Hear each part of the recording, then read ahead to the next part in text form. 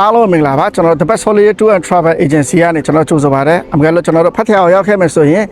မဖြစ်မနေလာတဲ့ကျွန်တော်တို့ဒီဖတ်ထရဆိုတဲ့ view လေးနေအောင်ကျွန်တော်တို့ရောက်ရှိနေတာဖြစ်ပါတယ်အမှန်ကလို့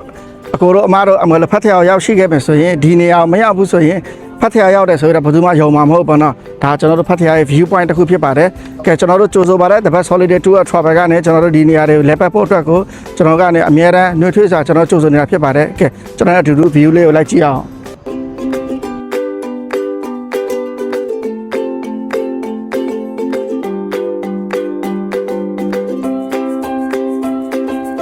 ကဲပြီးတော့ဒါကျွန်တော်တို့ရဲ့ဘာလင်ဟိုင်းဖြစ်ပါတယ်เนาะကျွန်တော်တို့ကော်လန်သွားတယ်ဆိုရင်လည်းကျွန်တော်တို့ဒီကနေပဲကျွန်တော်တို့ကော်လန်နေသွားရတာဖြစ်ပါတယ်ဒါကျွန်တော်တို့ဘာလင်ဟိုင်းရဲ့ view လေးပေါ့เนาะ